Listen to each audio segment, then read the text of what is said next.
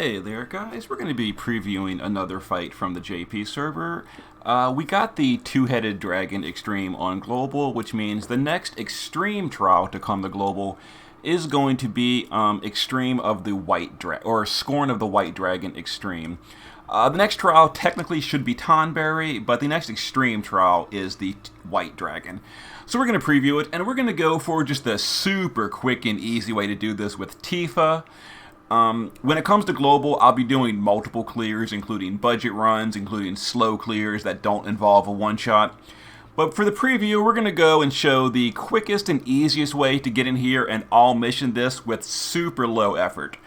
We're going to just win on turn 2. So the boss does an ambush. If you can gear a unit such as Summerfina and Daisy as your automatic cover tank, then the ambush is irrelevant, but I'm going to show a way if you don't have Phasey.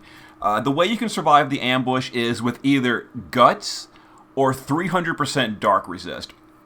So we're going to be using a mixture of both on this team. Tifas are going to be capping the damage. Now you want to use preferably dark damage. Light element is okay as well, but you kind of want to use light or dark element because the boss imperils himself by something like 250% to light and dark, and he's naturally weaker to dark. So we're going to go with the dark team. We're going to use Madame Edel to imbue the team with darkness. If you don't have her, you can equip Tifa with a dark weapon or use a different dark imbue. On global, we can use Zahn or something. And you want someone to break the gauge on turn 1. The gauge has 6,500 hit points, and with the gauge nerf live on global, you're going to really want someone with a natural gauge breaking skill. The boss is weak to swords, guns, and bows.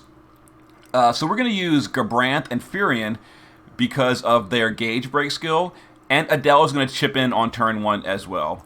So let's go ahead and show the team. So Adele is dual wielding swords, so she can chip in the gauge break on turn 1. On turn 2, she'll do dark imbue and some buffs. And then we gave her TMR. Her TMR gives her guts, so she will survive the ambush. That's all that matters. Terra is here strictly for the mission to summon an Esper. If you want to, you could skip that mission and skip the Esper mission and bring someone else, like another DPS, another buffer, something like that. But we're going to gear her in 300% Dark Resist to survive that ambush. So on turn 1, she's going to fill the Esper gauge with her Esper skills. On turn 2, she's going to summon an Esper, and that's going to be for that mission. That's all she's going to contribute. We'll come back to Tifa in a minute. Gabranth has natural guts with his TMR, so we've got his TMR equipped, and he's got guts. He's dual-wielding swords to break the gauge. In his shift form, he's also dual-wielding swords, so he can chain triple cast with Furion. Furion does not have guts, so we are 300% Dark Resist on him. Again, just some Dark Resist gear. And dual-wielding swords, he's going to break the gauge. He's going to chain Stardust Ray on turn 2 with Gabranth for Tifa's to cap. Now, Tifa does not have guts or Dark Resist. I gave her lots of gut sources. I gave her the Invincible hat. It's not a guaranteed chance. I gave her Reno's. It's not a guaranteed chance. And I gave her Shadow Warrior. It's not a guaranteed chance. I don't have any guaranteed sources of guts on the JP server. So, and I could gear her in 300% Dark Resist, but I'm showing that you have options. You don't have to gear everyone in 300% Dark. We're going to gear her in that. Then I gave her some autofill LB gear. And then for the shift form, we're going to be capping Dragon Killer. The shift form obviously does not need any kind of resist gear or anything. So we've got an attack power card, Dragon Killer, LB damage, and Dragon Killer. This is a pretty good Tifa. Basically 4,000 attack, 230 LB damage, and 275 Dragon Killer. And Hey Bro built me one as well. Same thing. He's got guts in the base form. He's got Chocobo materia and all. He's got, okay, this is a really decked out base form. But all that matters is guts. So he's got guts. We are good. She's going to survive. Shift form, we've got LB damage. We've got Dragon Killer. Looks like we've got 205 LB, 275 Dragon Killer, and 3,800 attack. Very nice. What card are we using? Oh, perfect. Clouds card. So there we go. So these Tifas are pretty strong. This is definitely two good Tifas. And if you don't have a powerful Tifa of your own, this may not be the strategy for you. Look for my budget guide on global when it eventually arrives. So we're going to get ambushed here. It's going to be an ambush that first imperils by 200% Dark Imperil. Then it's going to Dark Nuke us. And then it's going to break our stats by 100%. So we all survived. Excellent. My Tifa's chance to survive worked. Now, we are stat broken, as you see. Our attack power has been broken. You can remove that, and it'll definitely be a better damage if you do. But we don't really need it, because these Tifas are good enough to kill the boss without removing the breaks. So we're going to go ahead and triple cast the Sword Break on Furion and the Sword Break on Gabranth. Now this is going to take off the majority of the gauge, but not all the way. The gauge still has 500 hit points remaining, so we're going to dual wield 3 attacks with Edel, which is going to break the rest of it. So this is dual wielding swords, just regular attacks, and this is going to deal 600 break damage, which is enough to break the gauge. Now, because the boss's gauge is broken, he's going to skip his next turn and not attack us, so we don't need a tank. So Terra, for the mission, we're going to just go ahead and triple cast her, I think it's called Madwin's Hope, to fill the Esper gauge, and we'll summon one next turn.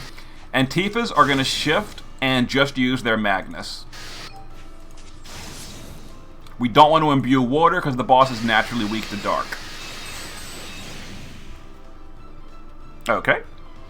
And with the autofill gear, Tifas are good to go. So the boss skips his turn. Here we go. Perfect.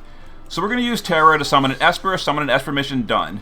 Edel is going to imbue us with darkness, and she'll do a attack buff on my Tifa, and then whatever. Doesn't really matter.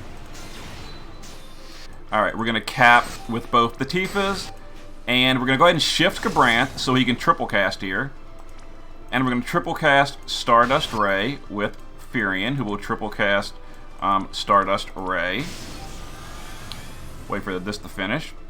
And we're going to finish the boss off. That's it. We win. So we're going to go ahead and do these. And then send Tifa. Send Tifa, send Tifa. Okay, so there you go. One of them did 76%, and the other one finished it off. So as you see, these Tifas did about 150% of the boss's health. We did 1.4 billion. The boss has basically 1 billion. So we overkilled by 40%. So you don't need Tifas quite that strong. And we did all missions. We did no items. We did it in 20 turns, and we summoned an Esper. Yeah, so there's the quick and easy way to all mission this boss with Tifa. It's a super joke if you've got the units for it.